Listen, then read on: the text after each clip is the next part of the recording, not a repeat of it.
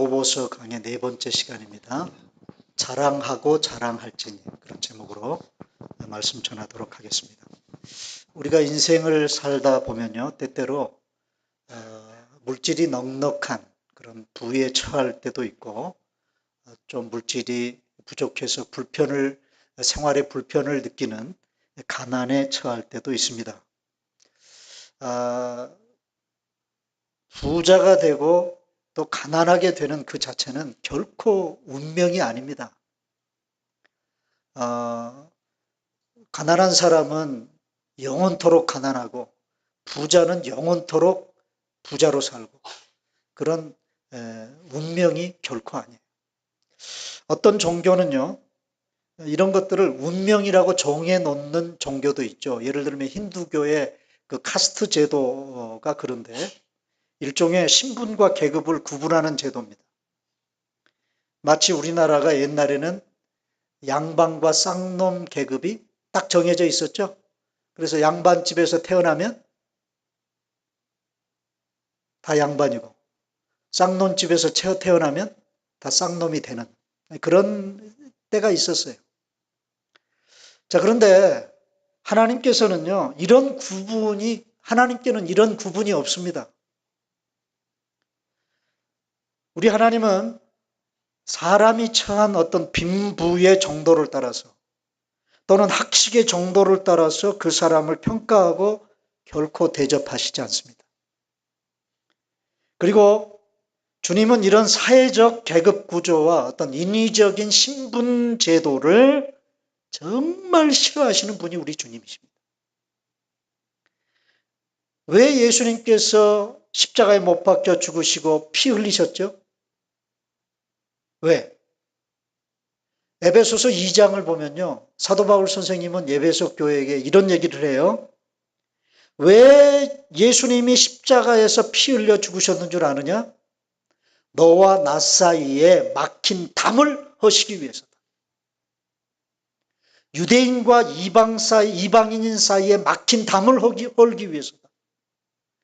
부자와 가난한 사람 사이에 알게 모르게 세워져 있는 담을 허시기 위해서 예수님께서 십자가에 못 박혀 죽으셨다고 그렇게 말씀하세요. 그래서 우리가 그리스도 안에 있으면 모든 사람들이 형제가 되는 것입니다. 뭐가 된다고요? 형제가 되는 것입니다. 바로 우리 모두가 예수 그리스도 안에서 형제가 되게 하시기 위해서 예수님이 십자가를 지셨습니다. 자, 그리스도 안에서 형제가 된 사람들이 모여서 예배드리고 교제하는 곳이 어디죠? 교회입니다. 이 형제들이 모인 곳이 교회입니다. 그래서 교회를 가리켜서 형제 공동체라고 그래요. 형제 공동체. 자, 오늘 본문에도 보면 형제라는 단어가 나옵니다. 자, 9절. 다 같이 읽습니다. 시작. 낮은 형제는 자기의 높음을 자랑하고, 10절에 부한 자는 자기의 낮아짐을 자랑할지니. 자, 여기까지. 자, 9절에는 낮은 형제가 나오고 10절에는 부한 자가 나와요. 자, 그런데 9절에는 낮은 형제라고 그렇게 언급을 했고 10절에는 그냥 부한 자 그렇게 언급을 했어요. 왜 부한 형제라고 안 하고 부한 자라고 그렇게 얘기를 했을까? 저는 개인적으로 생각할 때 이 10절에 부한 자라는 이 번역은 좀 오역이라고 생각을 합니다. 잘못된 번역이다. 그래서 종종 지금 우리가 사용하고 있는 이 개역 개정, 개역 한글 성경을 또 다시 개역을 했어요. 그걸 개역 개정이라고 그래요. 그래서 이거 우리가 쓰기 전에 썼던 한 7, 8년 전까지 우리가 썼던 성경을 개역 한글 성경이라고 해요.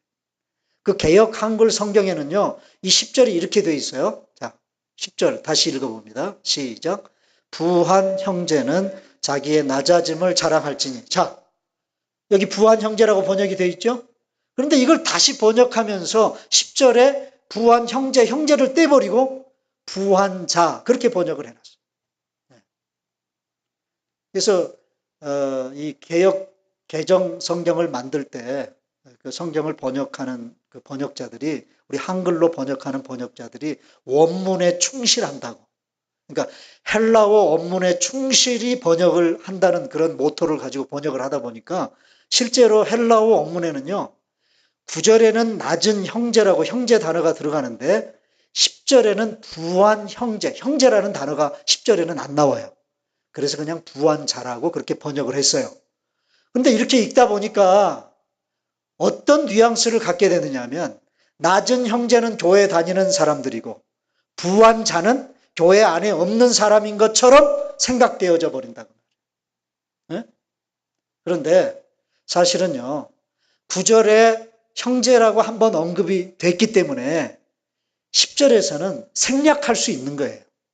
생략할 수.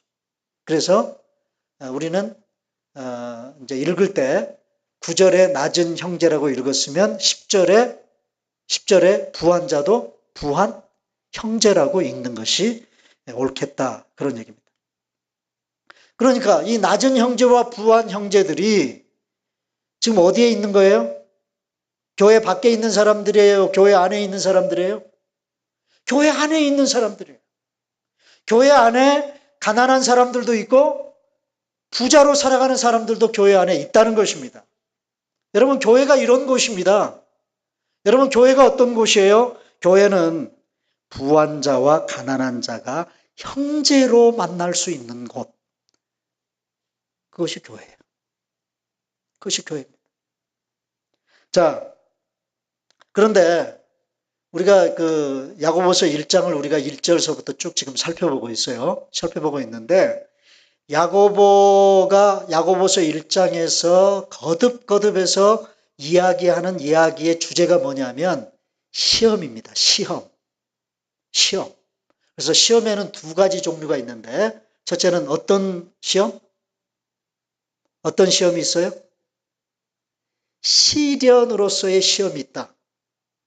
시련으로서의 시험이 있다. 그 시련으로서의 시험을 야고보서 1장에서는 영어 성경에 보면 그 시련으로서의 시험을 어떤 단어로 번역을 했어요? 테스트. 네? 학교에서 시험 치는 것처럼 테스트로 번역을 했어요. 그리고 12절 이하에 등장하는 시험이라는 단어는 어떤 단어로 번역했냐면 temptation, 유혹이라는 단어로 번역을 했어요. 그러니까 우리가 삶을 살아갈 때 우리에게 주어지는 시험이 있죠. 그죠? 나 시험 받았다. 이런 얘기 많이 하잖아요. 그 시험이라는 그 종류는 항상 두 가지입니다. 하나님이 나를 테스트하기 위해서 주시는 시험을 우리가 받고 신앙생활을 하든지 아니면 내가 어떤 세상적인 유혹이나 사탄의 유혹에 빠져서 시험을 당하든지 둘 중에 하나예요. 자, 그런데 오늘 본문에 이런 시험 얘기를 쭉 하다가 느닷없이 낮은 형제, 부한 형제 얘기를 끄집어낸다. 그래서 어떻게 보면 같은 주제를 쭉 얘기하다가 왜 가난하고 부자로 살아가는 사람 얘기를 느닷없이 여기에 삽입을 시켰을까? 여러분 생각할 때는 별로 상관이 없는 그런 내용일 거라고 시험이라고 하는 그런 주제와는 별로 상관이 없는 내용일 것이라고 여러분들이 생각할 수 있어요. 자, 그런데 저는 어떻게 생각하느냐 하면 우리가 세상을 살아갈 때 가난하게 되어지는 어떤 상황 그리고 또 물질이 많이 주어져서 어떤 부자인 그런 어떤 상태로 살아가는 그런 어떤 상황 이것들은 어떤 측면에서 보면 하나님께서 우리를 테스트하는 하나의 시험 문제일 수 있다라는 그런 생각을 갖게 됐어요. 하나님이 우리를 테스트하기 위한 시험 문제가 바로 뭐예요? 바로 뭐야? 어느 날 한순간 가난하게 되어지는 거예요. 그리고 또 어느 날 한순간 뭐 로또를 맞든지 또 무슨 사업이 잘 돼서 갑자기 부자가 되는 거예요. 여러분, 하나님이 우리의 믿음을 테스트하기 위한 하나의 시험 문제일 수 있다는 것입니다. 자, 무엇을 테스트하기 위한 시험 문제일까? 저는 두 가지를 생각해 보는데, 첫째는 하나님과의 나와의 관계를 테스트하는 시험 문제일 수 있어요. 자, 그렇게 가난해지는 그런 상황 속에서 물질이 풍족한 부자의 상태로 살아가는 삶의 환경 속에서 하나님과의 관계를 어떻게 갖고 있는가를 하나님이 테스트하신다. 또 하나는 그런 상황 속에서 내 이웃과의 관계를 어떻게 갖는가 하는 것을 하나님이 테스트하시는 시험 문제일 수 있다는 생각을 가져보았습니다. 자, 한번 우리 살펴봅시다. 낮은 형제라고 불렀어요. 9절에서 낮은 형제. 여러분, 낮은 형제란 도대체 어떤 사람들일까요? 오늘 본문에서 얘기하는 낮은 형제는 어떤 사람들일까요? 이제 10절에서 부한 형제를 얘기했으니까 낮은 형제는 가난한 사람들일 것이다. 우리가 그렇게 이제 지레 이렇게 해석을 할 수 있겠습니다만은, 자, 맞는 말이지만 낮은 형제는 어떤 사회적인 측면에서 볼 때 형편이 어렵고 힘든 그런 삶을 살아가는 사람들. 사회적인 지위가 상대적으로 낮은 그런 사람들. 그래서 사회적으로 조금 멸시받고 무시받고 어떤 그들이 처해 있는 그런 포지션으로 말미암아 제대로 대접받지 못하고 있는 그런 사람들. 그런 사람들이 낮은 형제라고 볼 수 있을 거예요.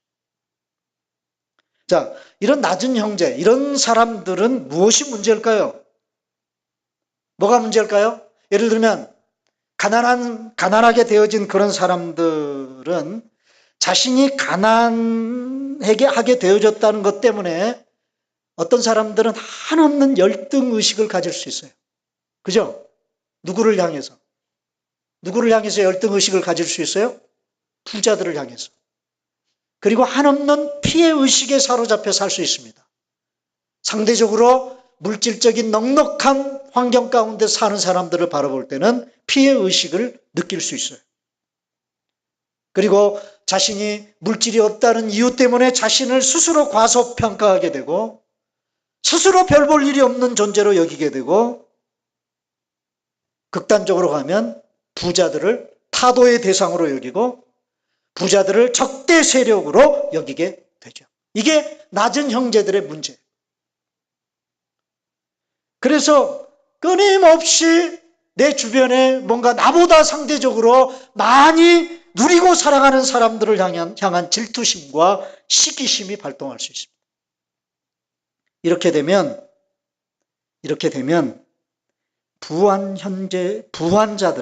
부한자들을 형제로 대할 수가 없게 돼요. 부자들을 같은 교회 안에서 형제로 대할 수 없게 된다 그 말이에요. 한마디로 말하면 교회라고 하는 형제 공동체가 와야 되는 것입니다.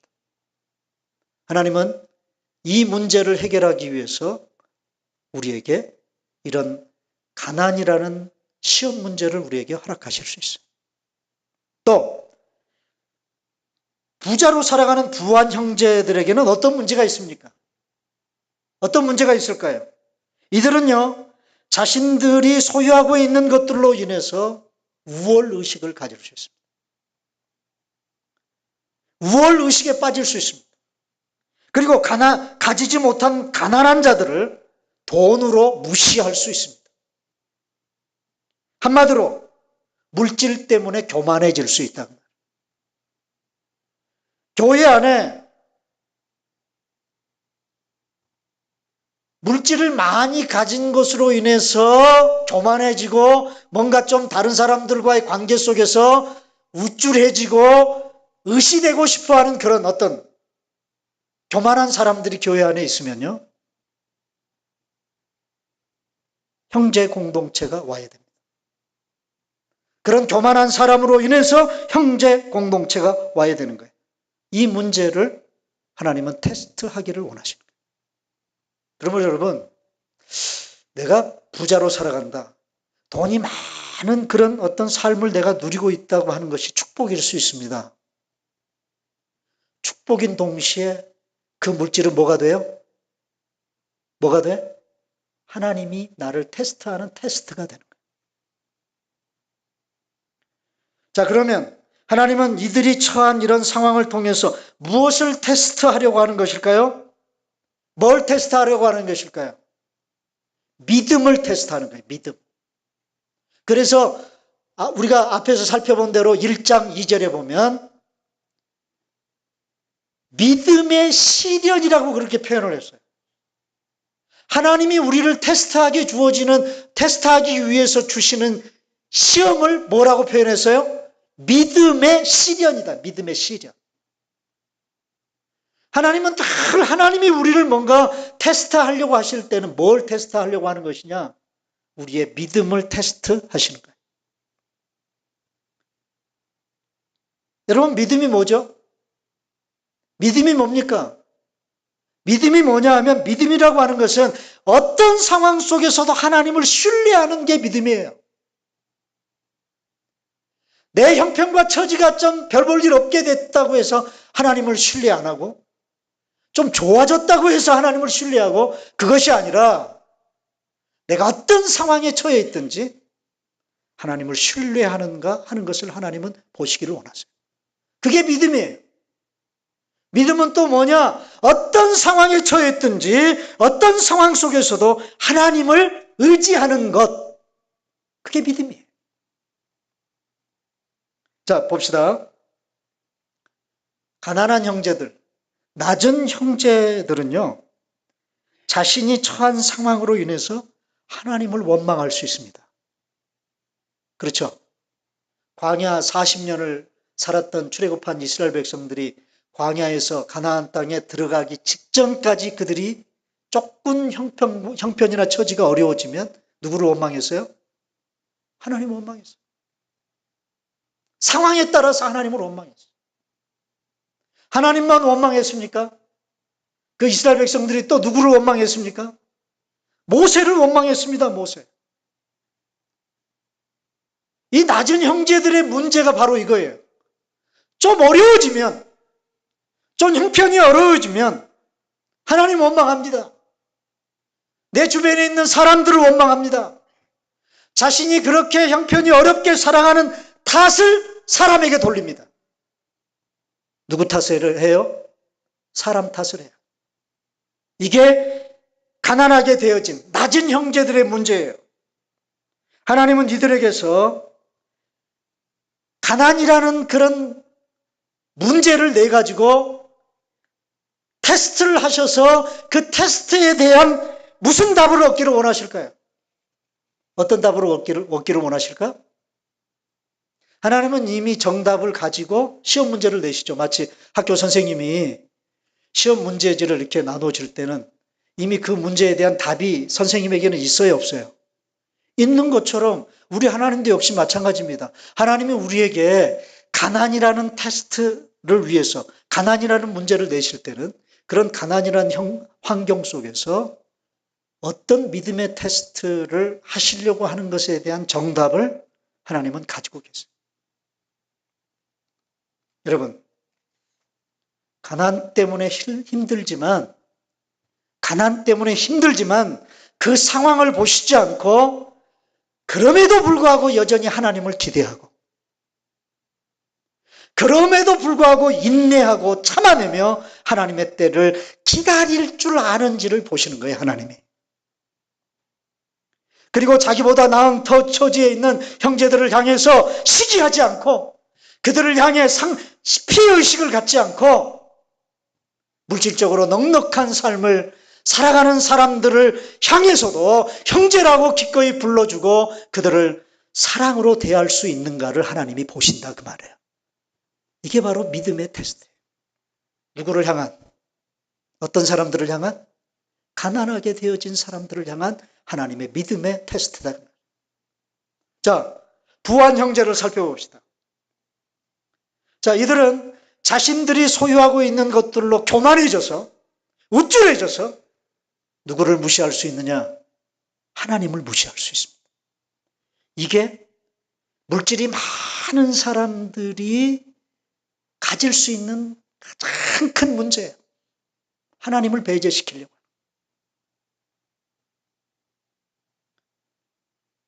그리고 또 한 가지는 하나님 의지하지 않고 자꾸 뭘 의지하게 돼요?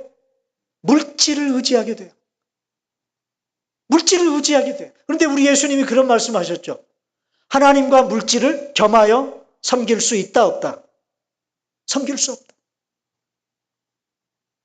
그래서 돈이 많은 부자들의 문제점이 뭐냐? 자기가 소유하고 있는 것들로 인하여 교만해지든지 아니면 그 물질에 기대고 살게 되든지. 이게 문제다. 그래서 여러분, 예수님이 그러셨죠. 누가 천국 들어가기 제일 어렵다고요? 누가? 부자가. 부자가 천국 들어가기 힘들다.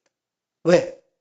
왜 그래요? 부자들은 다 천국 들어가지 못한다. 그런 말씀 아닙니다. 그래서 너희들은 부자 되려고 하지 말아라. 그런 얘기도 아닙니다. 그런데 물질이 많아서 그 물질에 얽매여서 살아가는 사람들은 하나님을 의지하기보다 그 물질을 의지하기가 쉽기 때문에 천국 들어가기가 어렵다. 그렇게 말씀하신 거예요. 또 한 가지는 부자들은 사람을 차별할 수 있습니다. 사람을 쉽게 차별할 수 있습니다. 하나님은 이들에게서 물질을 많이 소유하게 해주신 그 물질에 대한 테스트로 어떤 답을 얻기를 원하실까요? 그렇게 부자로 살아가는 환경이 허락된 그 상태에서의 어떤 시험을 통해 어떤 답을 가지시고 어떤 답을 얻기를 원하실까요? 많은 물질을 소유하고 있으면서도 그것으로 교만해지지 않고 사람을 무시하지 않고 이들의 입에서 하나님, 나는 돈 때문이 아니라 하나님 때문에 사는 존재입니다. 이 고백을 듣고 싶어 하시는 거예요. 그런데 부자들이 이 고백하기가 쉬워요, 어려워요? 에? 이게 쉽지 않아요. 내가 돈 때문에 살지 하나님 때문에 사냐? 이런 생각을 갖기가 쉽지. 돈 때문이 아니라 나는 하나님 때문에 삽니다. 이 고백하기가 부자들은 쉽지 않아요. 그런데 하나님은 그런 물질을 허락하시고 그럼에도 불구하고 이 고백을 듣기를 원하신다고 말이에요. 그러니 여러분, 큰 테스트예요, 아니에요? 내가 돈을 많이 소유하고 있다는 게 아까도 얘기했어요. 축복이지만 또 한편으로는 테스트예요, 아니에요? 테스트다.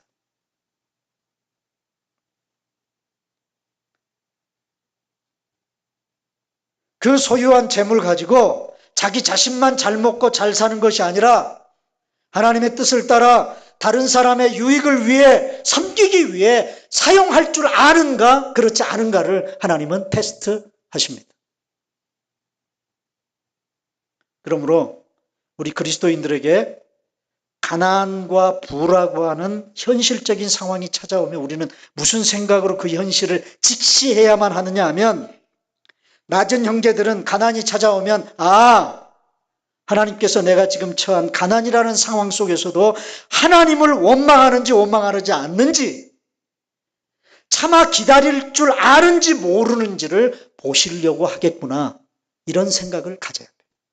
부한 형제들은 돈이나 물질을 많이 소유하게 되면 하나님께서 나에게 물질을 많이 주신 이유는 이 물질을 더 의지하는지 하나님을 더 의지하는지 보시려고 하시겠구나.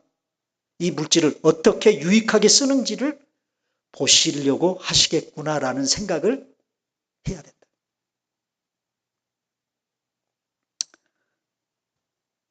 그럼 한번 물어보십시다.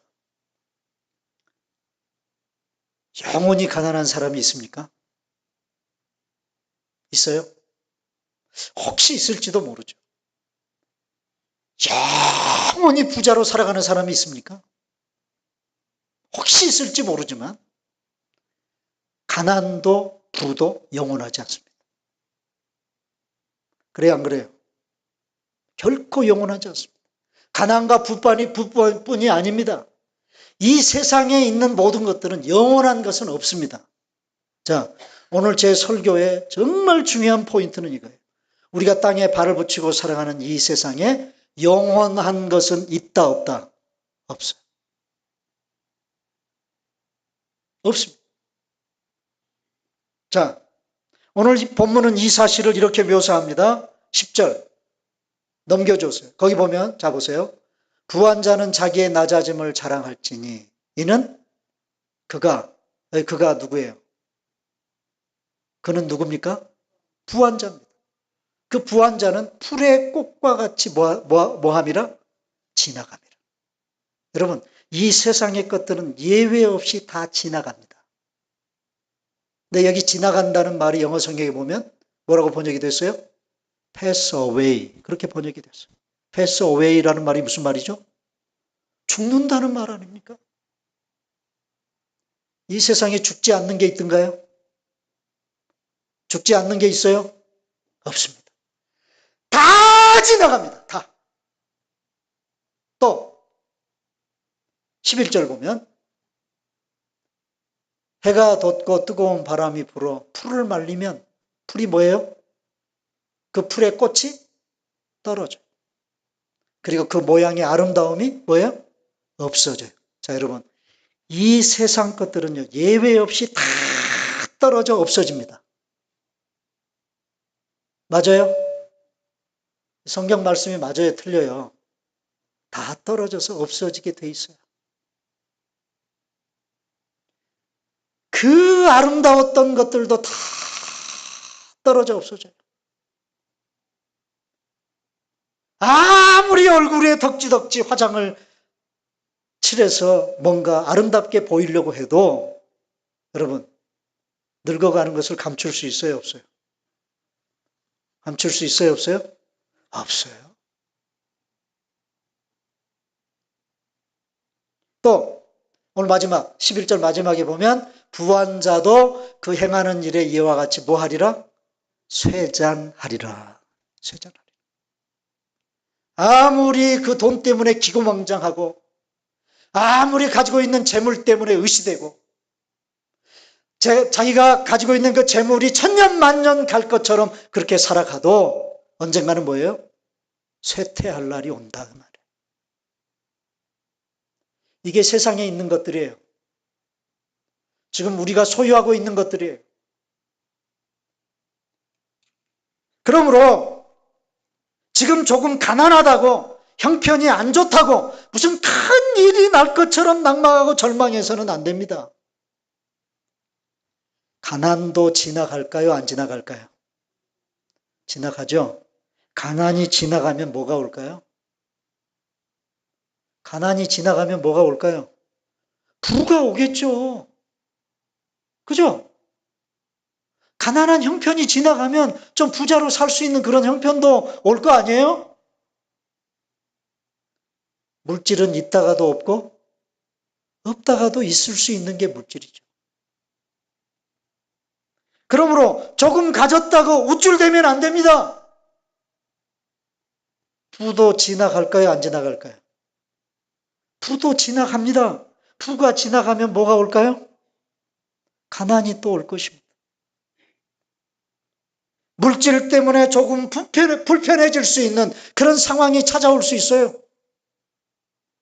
그러므로 여러분, 내가 가난해졌다, 내가 부자가 됐다, 그 자체는 결코 죄가 아닙니다.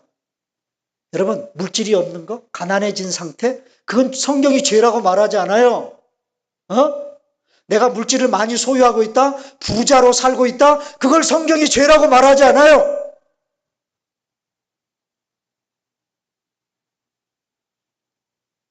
여러분, 가난한 것은요, 죄가 아니에요. 좀 불편하게 살아가는 것 뿐이에요. 분명히 부가 지나가면 좀 물질적으로 불편하게 살아갈 수밖에 없는 그런 상황이 우리에게 찾아오게 될 것입니다. 내 부여가 쇠잔해져서 가난해질 때를 생각해서 부자로 살아갈 때 돈 없는 사람들을 멸시하고 무시하고 살면 안 되는 거예요. 그래서 언제 형편이 바뀔지 모르니까.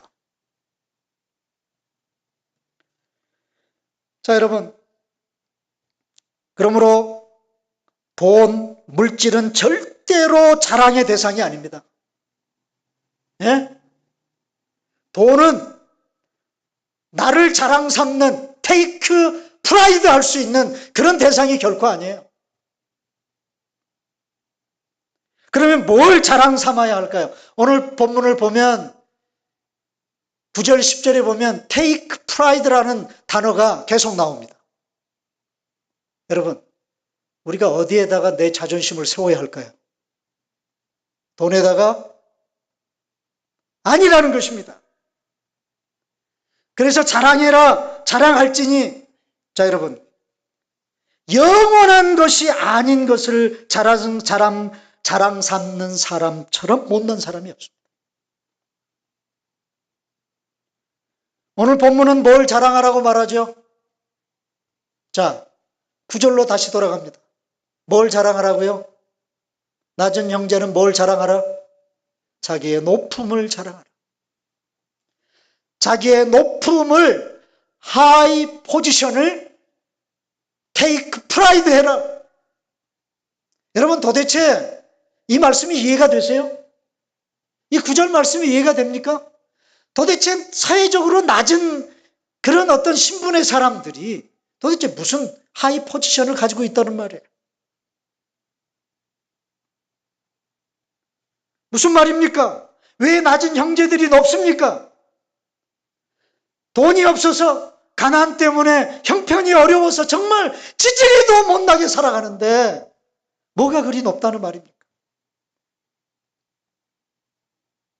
여러분, 어떤 상대적인 것들에 자기 자존심을 걸고 살면요, 사람이 참 초라해집니다. 돈이 있으면 좀 자존심이 올라가는 것 같다가도 돈이 없으면 내 자존심이 무너져 내리고, 여러분, 그게 우리가 가지고 있는 프라이드예요. 세상적인 상대적인 것에 내 자존심을 take pride 하려고 할 때 나타날 수 있는 그런 현상이다.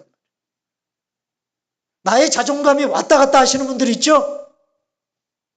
좀 그럴듯한 명품을 걸치고 다니면 자존감이 올라가는 것 같고, 거지 같은 핸드폰 하나 들고 있으면 그것 때문에 그냥 사람들 나를 이상하게 보는 것 같고, 그런 의식에 사로잡혀서 살아가는 그런 삶이 여러분 얼마나 초라합니까?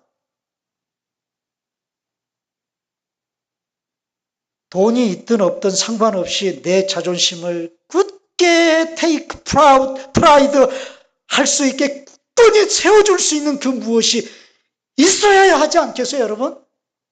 예? 그게 있어야 되지 않겠냐 그 말이에요, 적어도. 오늘 본문에서는 그것을 높임이라고, 하이 포지션이라고 그렇게 표현을 했어요. 여러분들에게 그 하이 포지션이 있습니까? 그게 있어요? 오늘 여러분, 이 질문은 굉장히 심각한 질문입니다. 그것이 무엇입니까? 낮은 형제들은 자기의 높음을 자랑하라고 했을 때 그것이 뭘까요? 그건 다른 거 없습니다. 구원받은 신분입니다. 하나님의 은혜로 말미암아 구원받은 신분, 하나님의 자녀가 된 포지션, 하나님 나라의 백성이 된 축복된 자리, 그것밖에 없어요. 그것밖에 없습니다. 바로 이 자리, 이 높음은 그 누구도 빼앗아갈 수 없어요. 여러분, 이 사실이 여러분들의 프라이드가 되시기를 바랍니다. 이 사실. 여러분, 세상의 사장자리는요, 사라질 때가 와요. 세상에 무슨 권력을 가진 그런 백을 가진 그런 포지션은요, 떨어져 없어질 때가 와요. 그러나 예수 그리스도의 십자가의 은혜로 말미암아 구원받은 내가 하나님의 자녀라고 하는 포지션, 그 포지션은 영원해요. 믿으십니까? 여기에 우리의 자존심을 take pride 해야 된다 그 말이에요. 이게 높음을 자랑하라는 그런 말입니다. 그 다음에 10절을 보면 뭘 또 자랑하라고 그랬어요? 부한 자는 뭘 자랑해라? 자기의 낮아짐을 자랑하라고 그랬어요. 여러분, 부자가 어떻게 낮아질 수 있을까요? 자기가 소유하고 있는 물질로 인해서 이미 한없이 높아졌는데 어떻게 낮아질 수 있을까요? 부한 자들이 낮아지는 방법은 딱 한 가지입니다. 뭘까요? 스스로 겸손해지는 것밖에 없습니다. 어떻게? 스스로 겸손해지는 것입니다. 겸손하면 낮아집니다. 겸손이 뭐예요? 겸손은 내가 내 스스로를 낮추는 거예요. 사회적인 신분으로는 높지만 세상적으로는 세상 사람들이 우러러 보는 그런 위치에 있지만 그 위치에서 세상 사람들의 시선을 한눈에 받고 살아가는 것이 아니라 자기 스스로 그 자리에서 내려오는 것. 그게 겸손.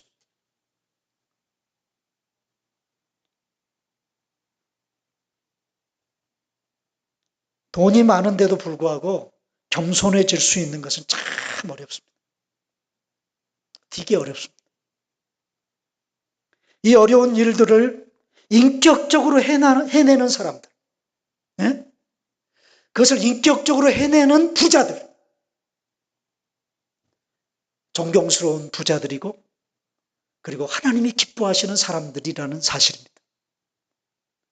돈이 많은 사람인데 인격적으로 겸손한 모습처럼 아름다운 모습이 없습니다. 돈을 자랑 삼지 말고 바로 여러분 그것을 자랑 삼을 수 있는 여러분 되시기를 바랍니다. 내가 나를 스스로 높여서 올라간 자리. 내가 나를 스스로 높여서 올라간 자리는요. 하나님으로부터 보장받는 자리가 결코 아닙니다. 여러분 우리가 성경을 보면 하나님이 꼴을 보시지 못하는 거 하나 있어요. 절대로 하나님이 꼴을 못 보세요. 그게 뭔지 아세요? 뭘 꼴을 못 보실까요? 내가 내 스스로를 높이는 거. 내가 내 스스로를 높이는 거. 이거 하나님이 꼴을 못 보십니다. 그래서 이제 이런 이야기를 야고보서 이제 4장에 가보면 그 얘기를 야고보 기자가 디테일하게 해요. 무슨 얘기를 하느냐?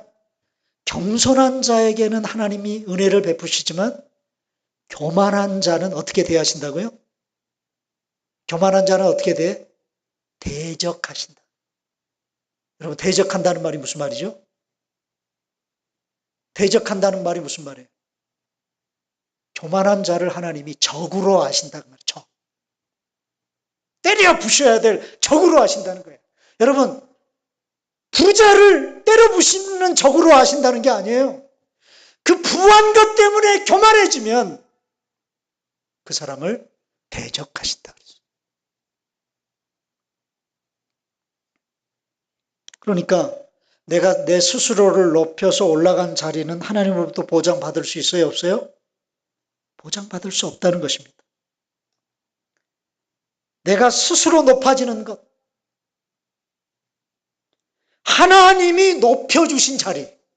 예? 하나님이 높여주신 자리만이 안전한 자리이고 보장받는 자리가 되는 거예요.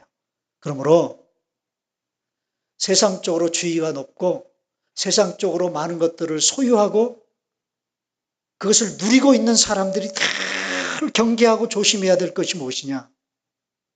그것으로 인해 스스로 높아지면 안 돼요. 그런 자리에 있고 그런 것들을 누리고 있으면서도 한없이 자기를 끌어내려야 돼. 겸손해야 돼. 그래야 그 포지션, 그 누림을 유지할 수 있는 거예요. 그래서 야고보 4장 10절. 자, 보세요. 다 같이 읽습니다. 시작. 주 앞에서 낮추라. 그리하면 주께서 너희를 높이시리라. 내가 높이면요. 내 자신을 스스로 높이고 또 높이면 하나님은 어떻게 해요? 끌어내려요. 그러나 내가 한없이 나를 낮추고 또 낮추면 하나님은 어떻게 하신다고요? 나를 높여주세요. 하나님이 높여주시는 여러분 되시기를 바랍니다. 말씀을 맺습니다. 교회 안에는요, 가난한 성도도 있고 부한 성도도 있습니다. 형편과 처지가 각각 다릅니다. 이 형편과 처지를 놓고 서로 원망하거나 시기하거나 질투하거나 서로를 무시해서는 안 됩니다. 그러면 교회의 고유한 트레이드 마크, 여러분 교회의 고유한 트레이드 마크가 뭔지 아세요? 그게 뭐냐면 형제 공동체라는 트레이드 마크입니다. 제가 언젠가 우리 교회를 개척하고요. 이게 교회 안에서 이제 한국 교회의 큰 문제점 중에 하나가 교회 직분이 계급이 돼버렸어요. 계급. 네? 목사가 제일 높은 사람이고 그 밑이 장로고 그 밑이 권사고 그 밑이 안수 집사고 뭐 집사고 이렇게 계급이 돼버렸어요. 여러분 교회 안에 계급이 있어요? 교회 안에 계급이 없어요. 근데 이것 때문에 교회 안에서 문제가 많이 생기더라고요. 계급이라고 생각하니까 직분 받기 위해서 무슨 짓거리들을 해요? 한국 교회가? 돈 주고 그 직분을 사요. 이런 놈의 교회가 어디 있어요? 세상에서 나는 짓거리지. 헌금 많이 하고 세상적으로 지위가 높으면 아무 꺼리낌 없이 직분을 줘요. 돈 없고 가난하면 직분 안 주고. 여러분 이런 소리를 세상 사람들로부터 듣지 않습니까? 지금 한국 교회가. 이게 하도 제가 이미 목회하면서 이런 것 때문에 골치가 아파가지고요. 어떤 분은요. 그런 분들도 있어요. 한 20명, 30명 내가 교인들 데리고 올 테니까 목사님 나 장로 주세요. 목사하고 딜하려고 하는 사람도 있습니다. 이 지경이 됐어요. 이민교회가. 덴버에 있는 이민교회들이 제가 뭐라고 그럴게요? 그런 분이 저를 찾아왔을 때 제가 뭐라고 그럴게요? 제가 한마디로 얘기했어요. 그분이 장로예요. 장로님 번지수를 잘못 찾으셨습니다. 뭘 잘못 찾아요? 그래서 제가 무슨 생각을 했냐면요. 이게 교회 직분 다 없애버리고 우리 그냥 형제 자매라고 부를까? 이동훈 형제님, 고마리 자매님 이렇게 부를까? 그럴까요? 유정이가 제일 좋아하네.